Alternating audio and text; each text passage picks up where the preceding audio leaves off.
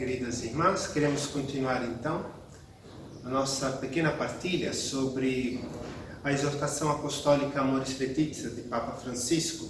E hoje gostaríamos de partilhar convosco o terceiro capítulo dessa encíclica, um capítulo que abrange 30 parágrafos, e é dedicado a alguns elementos essenciais do ensinamento da Igreja acerca do matrimônio e da família. Esse terceiro capítulo tem como título Olhar fixo em Jesus e a vocação da família. E nesses 30 parágrafos, esse capítulo ilustra a vocação à família de acordo com o Evangelho, assim como ela foi recebida pela Igreja ao longo do tempo, sobretudo quanto ao tema da indissolubilidade, da sacramentalidade do sacramento, da transmissão da vida e da educação dos filhos. E nesse capítulo fazem-se inúmeras citações da Gaudium et Spes, do Concílio Vaticano II, da Humanae Vitae de Paulo VI e da Familiaris Consórcio de João Paulo II. Na primeira sessão desse terceiro capítulo, que tem como título Jesus recupera e realiza plenamente o projeto divino, nos apresenta que a Bíblia e toda a Igreja olham para o matrimônio como sendo uma coisa boa. Não tem espaço para desconfiança sobre o amor e a sexualidade. Há sempre uma avaliação positiva, mas, ao mesmo tempo, há uma exigência, uma responsabilidade para cuidar deste grande dom que vem de Deus.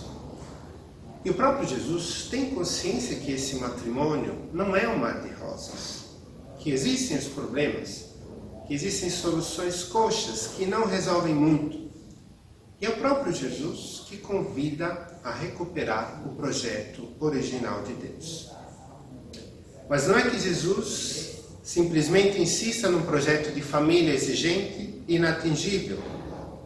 Ele oferece-se como graça, como força que torna possível, que torna real aquela família tão sonhada por Deus desde as origens.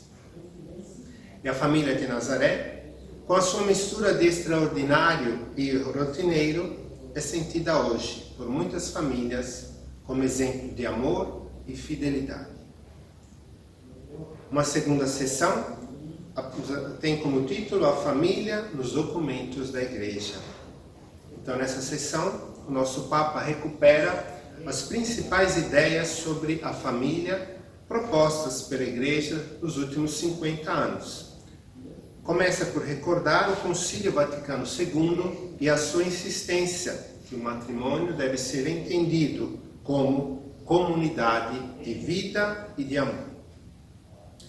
De Papa Paulo VI, Francisco recupera aquela encíclica Humanae Vitae, que insistiu na relação que deve haver entre o amor conjugal e a procriação. Importante também de Paulo VI é o conceito de paternidade responsável. O Papa João Paulo II insistiu muito na ideia do casal como vocação ao amor e à santidade.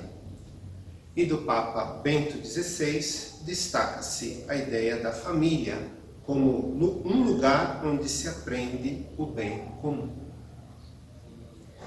Tudo somado, o que podemos afirmar sobre o matrimônio? Então esse é o título também, Sacramento do Matrimônio, dessa sessão, onde se afirma o matrimônio é muito mais do que um rito ou uma convenção ultrapassada.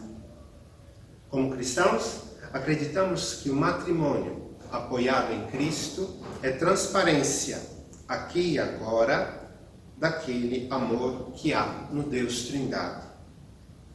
O matrimônio é uma vocação, onde é o próprio Deus que chama os esposos a viver e a crescer no amor.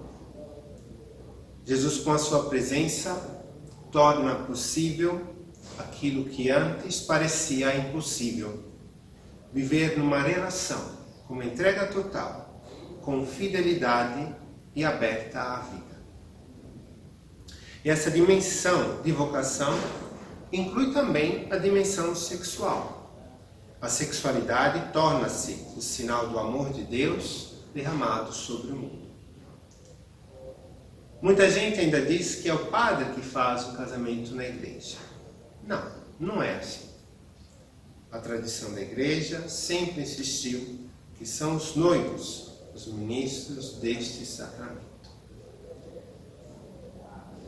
Nessa sessão, que tem como título Sementes do Verbo e Situações Imprevistas, que nos apresenta, muitas vezes, aquelas acusações que se faz à igreja de ter um discurso utópico e não muito atento aos problemas reais das pessoas. E é verdade. Mas essa sessão, Papa Francisco procura ler com profundidade aquelas situações que não deveriam existir, mas que estão aí. E para isso, ele recupera a noção de sementes do verbo. É uma categoria que os primeiros cristãos usavam com alguma frequência. E esses primeiros cristãos perceberam que, mesmo entre os pagãos, mesmo entre aqueles que nunca tinham ouvido falar de Jesus, haviam muitas ideias, muitas maneiras de viver que na prática estavam bastante de acordo com a revelação de Deus. E perceberam também que Deus tinha inspirado essas boas práticas, mesmo que as pessoas não tivessem fé. O Papa hoje convida a ler as situações de crise da família, aquelas pessoas que vivem o casamento de forma incompleta ou limitada, a partir desta categoria das sementes do verbo. E ao invés de nos limitarmos a dizer que está tudo mal ou que está tudo bem, vale a pena perceber que Deus vai trabalhando de forma silenciosa na vida e no coração de tantas pessoas. Em seguida temos uma sessão cujo título é Transmissão da Vida e a Educação dos Filhos.